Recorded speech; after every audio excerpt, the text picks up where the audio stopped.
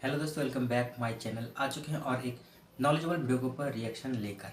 And तक देखना, video बहुत ही इन्फॉर्मेटिव होने वाला है। अच्छा लगे तो चैनल को सब्सक्राइब जरूर कर देना। आप लोग को ओरिजिनल वीडियो का लिंक मिल जाएगा in the description. So let's start this video.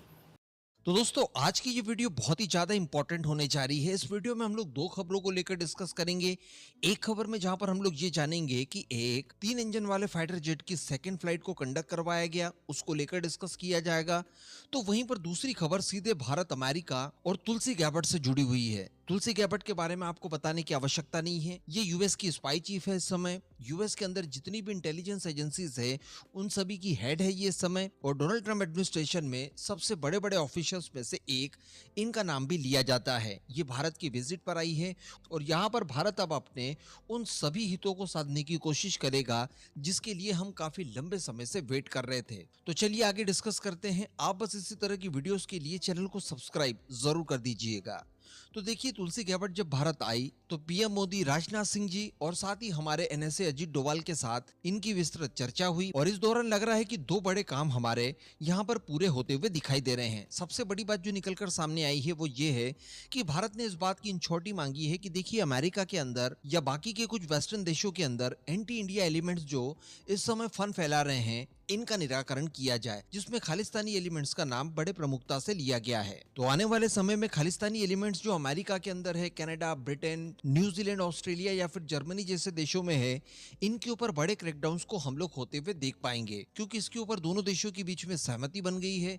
इसी बीच पन्नू की अगर बात की जाए, जो कि काफी लंबे समय से अमेरिका में था, काफी सुरक्षित पनाहगार मिली हुई थी उसे, वो ट्रंप के आ जाने के तत्काल बाद कनाडा भाग जाता है। रिसेंटली उसका एक वीडियो वायरल हुआ है जहां पर वो जिम के अंदर एक्सरसाइज कर रहा है। और इससे भी बड़ी बात देखने के लिए ये मिली कि एक्सरसाइज के दौरान वो बुलेट प्रूफ जैकेट पहना हुआ है। तो कहने का मतलब वो अज्ञात अननोन वाली चीजों का जो फेयर था वो इसके मन में अभी भी भरा हुआ है। तो कहीं किसी बड़े तरह के क्रैकडाउन्स को होते हुए हम लोग यहाँ पर देख सकते हैं। संभवतः इनके पूरे चैनल को इसके थ्रू ब्रेक करने की कोशिश की जाए। कईयों के प्रत्यारोपण भी भारत तक किए जा सकते हैं। इसके अलावा दोस्तों, मोस्ट इंपॉर्टेंट बांग्लादेश। तुलसी गैबर्ट की बात की जाए तो इसका इंतजार बांग्लादेश के अल्पसंख्यक हो या फिर भारत के हम लोग हो, हम सभी इसी वजह से ज्यादा कर रहे थे, क्योंकि इनके आने के बाद हमें उम्मीद थी कि बांग्लादेश के ऊपर ये बड़ा क्रैकडाउन कर सकती हैं। और एक्चुअली कुछ ऐसा ही देखने के लिए मिला है। जब तुलसी गैबर्ट भारत आई तो इन्होंने एक इंटरव्यू भी दिया भारतीय मीडिया को, जिसमें इन्होंने बांग्लादेश की सीधे पूछ पर लात रख दी और बांग्लादेश भी इसके बाद काफी ज्यादा बुखलाया हुआ दिखाई दे रहा है। तुलसी गैबर्ट ने दरअसल इंटरव्यू के दौरान ये कहा कि बांग्लादेश के अंदर हिंदू, बुद्धिस्ट और साथ ही क्रिश्चियन जैसे धार्मिक अल्पसंख्यकों के साथ लंबे समय से दुर्भाग्यपूर्ण उत्पीड़न, हत्या, उनका दुरुपयोग वगैरह और इस तरह के तमाम कृत्य किए जा रहे हैं। आगे उन्होंने कहा कि इस्लामी आतंकवाद का खतरा, इनकी विचारधारा और बाकी के इनके जो मकसद या उद्देश्य वगैरह होते हैं, ये इसके पीछे मेन कारण बने हुए हैं। ये अक्षरशः मैं आपको वो बता रहा हूँ जो तुलसी गैबर्ट ने कहा है। और बांग्लादेश के अंदर ये इस तरह की घटनाएं इसलिए की जा रही है ताकि इस्लामी खिलाफत के साथ वहां पर शासन किया जा सके। अब ये आप समझ सकते हैं कि अपने आप में कितना बड़ा बयान था। इसको लेकर तत्काल पलटवार बांग्लादेश की तरफ से भी किया जाता है और मोहम्मद यूनुस के ऑफिस द्वारा उनकी फेसबुक पोस्ट के माध्यम से तुलसी गैबर्ट की इस टिप्पणी की निंदा की गई। उन्होंने पोस्ट में कहा है कि ये बांग्लादेश की प्रतिष्ठा और बांग्लादेश की छवि को खराब करने के लिए एक हानिकारक स्टंट माना जाता है। आगे इन्होंने लिखा कि बांग्लादेश एक ऐसा इस्लामिक राष्ट्र है जो इस्लाम की प्रसिद्ध कन्वेंशनल प्रैक्टिसेस को अपनाकर एक समावेशी और शांतिपूर्ण शासन को आगे बढ़ाता है। साथ ही बांग्लादेश द्वारा लंबे समय तक चरमपंथ और आतंकवाद के खिलाफ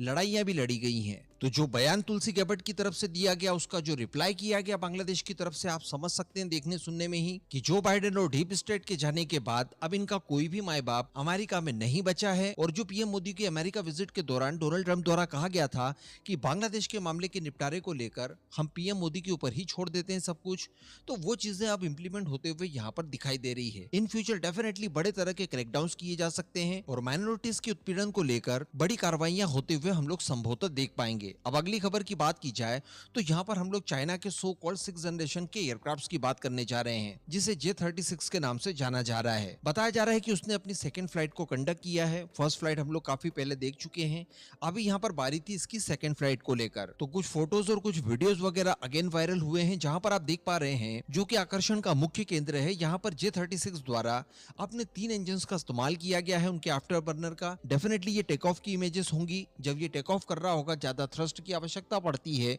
उस समय ये तीनों ही इंजन आफ्टर बर्नर के साथ काम करते हैं। साथ ही आप इसके डिजाइन को काफी विस्तृत रूप से यहाँ पर देख पा रहे हैं, जिसमें लॉन्ग ट्विन कंट्रोल सरफेस जो आप देख रहे हैं, इनका अनुप्रयोग बताया जा रहा है कि चूंकि ये टेललेस है, किसी तरह का कोई वर्टिकल स्टेबलाइजर नहीं लगा है, इस वजह से इसे स्टेबिलिटी प्रदान करने के लिए इन विंग्स को काफी चौड़ा और काफी ज्यादा वाइड बनाया गया है। तो खैर डिजाइन वगैरह, इंजन वगैरह, इन सारी चीजों से उतना विशेष फर्क नहीं पड़ता, लेकिन यहाँ पर बात यही आ जाती है कि चाइना द्वारा ये एक और माइलस्टोन हासिल कर लिया गया है। फर्स्ट फ्लाइट के बाद में सेकंड फ्लाइट। और टेक्नोलॉजिकली जितने एडवांसमेंट का दावा चाइना द्वारा किया जाता है, अगर ये इतना एडवांस एक्चुअली नहीं भी होता, तब भी समझा जा सकता है कि ये भारत के लिए एक बड़ा डेंट इन फ्यूचर साबित हो सकता है।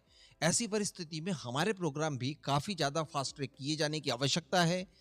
तो दोस्तों वीडियो तो यहाँ पे खत्म। वीडियो बहुत ही नॉलेजेबल था गाइस। अब देखिए दोस्तों, जो तुलसी गबार्ड जी भारत में आए हैं, पीएम मोदी और अजित डोभाल जी के साथ मीटिंग अटेंड किया है और इस मीटिंग में बहुत सारे विषयों पर बातचीत हुआ है, मेनली खालिस्तानियों को लेकर। अब आप लोग को बहुत अच्छे तरीके से पता है, ब्रिटेन के बाद अमेरिका ही एक ऐसा कंट्री है जहाँ पे भारतीय एम्बेसी के बाहर जो खालिस्तानी एलिमेंट है ना, वो उपद्रव तो मचाता है। ऊपर से दोस्तों हमारा जो तिरंगा है उसका भी अपमान करता है, और अमेरिका का जो गवर्नमेंट है ना, वो सिर्फ देखता है, उन लोग का सपोर्ट करता है। इस विषय को लेकर भारत और अमेरिका के बीच बहुत सारा बात हुआ है गाइस, मगर अभी तक कोई भी रिजल्ट निकल कर सामने नहीं आया कि हमारे फेवर में हो। अब नया गवर्नमेंट आने के बाद फिर से बातचीत हुआ है, अब देखते हैं इसका रिजल्ट क्या निकल कर आता है। और एक बात कहा है तुलसी गबार्ड ने, जो कि हमारे मीडिया के सामने बांग्लादेश को लेकर कहा है कि बांग्लादेश में जो माइनॉरिटी उनको ऊपर अत्याचार हो रहा है। अब देखिए मेरा यहाँ पे एक बात है, हाँ उन्होंने कहा कि इसको भारत के ऊपर छोड़ देंगे, भारत जो भी डिसीजन लेता है लेगा। अरे भाई, बांग्लादेश के साथ जो भी हमें करना है वो तो हम करेंगे, इसके लिए हमें अमेरिका का परमिशन का ज़रूरत नहीं है।